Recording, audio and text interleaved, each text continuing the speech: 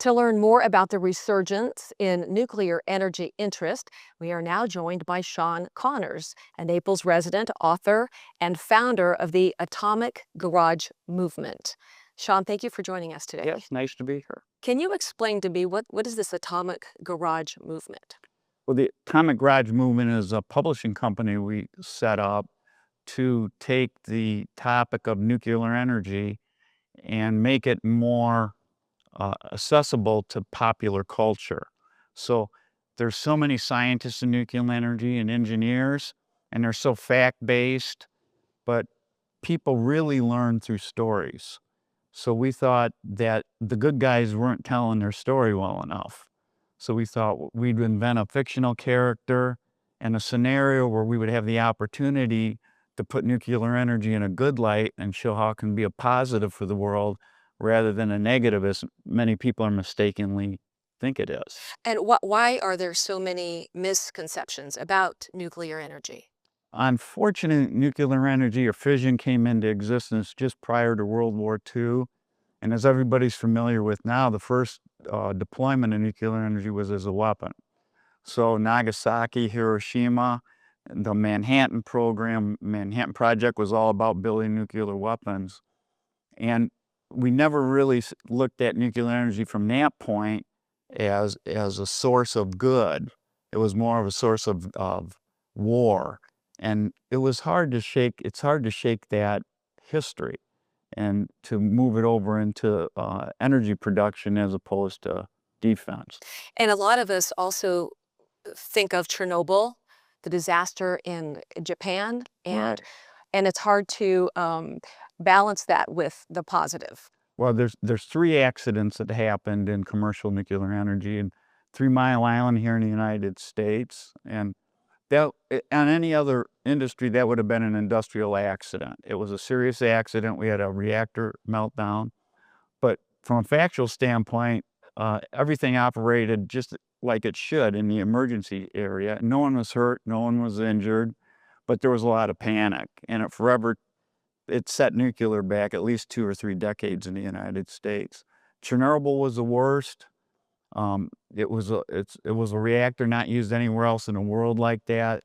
The training was bad, and they melted the reactor down. It wasn't in a containment dome, so it was released to Right. the atmosphere, and 35 firemen died fighting that radioactive fire. And then in Japan, Fukushima and Daiichi, there was an earthquake and then a tsunami, and their backup generators weren't high enough, so they flooded. And then they experienced a couple of meltdowns at Fukushima. But again, really nobody was hurt or injured from the nuclear plant. It was all the tsunami. And they ordered an evacuation of the area because of the nuclear plant. That was probably not the right decision, and a lot of people died in the evacuation. So nuclear is really safe. My World in Data says 0.03 deaths per terawatt hour, and terawatt hours are how you measure electricity almost on a state or massive city Right. area. So basically 0.03 deaths per terawatt hour means nobody dies from this technology. Well, and it seems that Americans are becoming more supportive of the use of nuclear energy. A 2025 Pew Research study showed that 6 in 10 people actually favor expanding nuclear power plants, and that's up from 2020 when it was closer to 1.5 out of 10 people. Why do you think that perception is changing a little bit? If there's no other reason why you want to love nuclear energy, love it for this reason. It is the bipartisan issue of our time.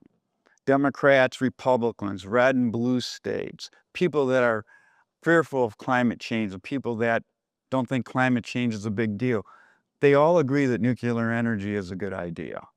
And the reason they do is because that nuclear energy can produce so much energy from such a small footprint, and it can do it without emitting almost no CO2, and it's reliable. So from people that want more energy and want to eliminate energy poverty in the world, they want nuclear energy. People that are very concerned about climate change want Right. nuclear energy. So I see nuclear energy as a great unifier that maybe can get us past all this this arguing that is going on and this polarization that we have in the country. But I think this is, I mean, President Biden's Department of Energy did a lot to advance nuclear energy. And then President Trump's administration came in and they continued and accelerated on those programs.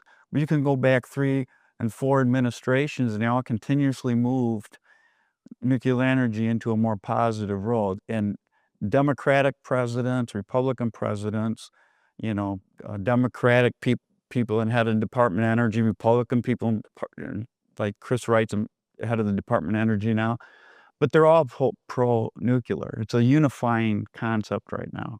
That's a good thing. Now, in Florida, our Attorney General, James Uthmeyer, has filed a petition looking to expedite the operations of small-scale, low-risk nuclear reactors by not requiring full Nuclear Regulatory Commission licenses. So that's, to your point, it's moving forward to try to encourage Right. these facilities. I would say all nuclear plants are low risk.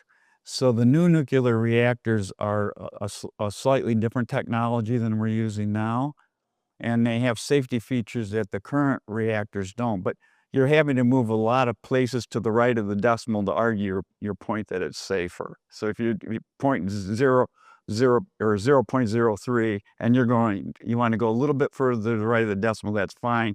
But the safety issues is already baked into nuclear energy. The smaller reactors, the concept is to build them in factories. And the idea that we can mass manufacture them and bring the cost down is the attractive part about that argument. These reactors, these smaller reactors that are come out, are technologically challenging. And people that are getting into nuclear for the first time sometimes get Pollyannish about it because it is a difficult technology. You're seeing states want to open pathways for people to bring their small nuclear reactors in because once we are able to deploy them, we'll be able to deploy them quickly. The electricity will be a little more expensive because it's a smaller unit. Sure. The economies of scale aren't there. So you'll want to put them in certain niches. Like in Florida, I could see them being tied into the space program. I could see us using them to desalinate water. And there's a number of other data centers may want to put them behind a meter and put a small nuclear reactor right next to its data center. But, I kind of warn the public, it's coming fast. I mean, we think about progress in our lifetime. Like, Sure. I'm alive now and I want all these problems solved. Well, I can see it being solved. But nuclear came in about 75 years ago. It takes about 100 years for the next new technology to replace the current one. So by about 2035, these smaller reactors are going to start being deployed. By 2040, they're going to start being deployed and be economical, and they're going to solve a lot of problems. But we've got a few years to go. Yes, you are so passionate about this. This is the subject of your very first novel that you've authored called Chain Reaction, and it is in the attempt to help. Available book Yeah, stores now. change public perception of nuclear energy. Can you Yep. tell me a little bit about your book? Okay, so we set up a mission where we wanted to move nuclear energy into the popular culture, and we looked at why hasn't that been done? Why are we looking at the Simpsons, for example, or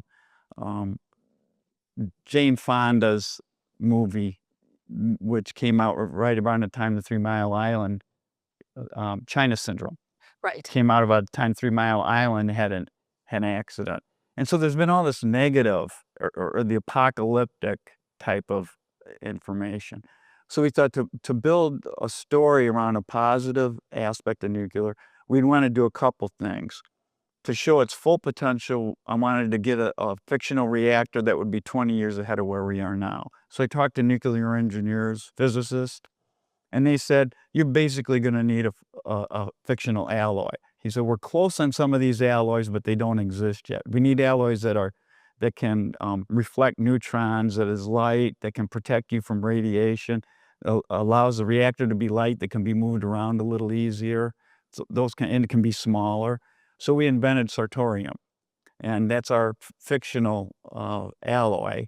And with that, I was able to, and we advanced the chemistry, and we got a protagonist woman that's a brainiac. Is that your Amy Austin? Amy Is she Austin. she's the main character? She's the main protagonist. So we started the first story. This is our chain reaction. It starts in 2027, and she's building the reactor now with the help of her father, who invented Sartorium. And there's groups of people that don't want to see this technology come into existence. Very similar to the situation now, because it's changed. I mean, if you bring in, abundant nuclear energy, there's some people that aren't going to be positive about that, especially if it's coming in fast. Certainly. And we used, actually, we used the Wright brothers as a model. So the Wright brothers took a crude wind tunnel concept back then and improved upon it, and using that wind tunnel and studying aerodynamics, they were able to jump the technology 20 years. So many people think that the Wright brothers airplane actually flew 20 years ahead of when most scientists at the time thought that would be possible. So we thought, wouldn't that be cool if we could take a nuclear reactor and jump it ahead 20 years like that? And then the question starts becoming, how does that change the world? What conflicts does that present? What happens to the geopolitical environment?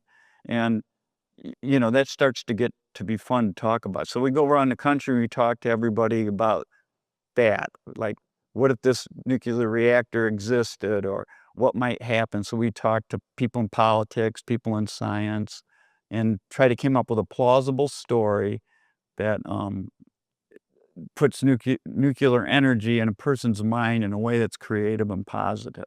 And you are now working on a second book, correct? A follow-up to this? The second book is in the works. We hope to have it out by July, and it's called A War in Hiding.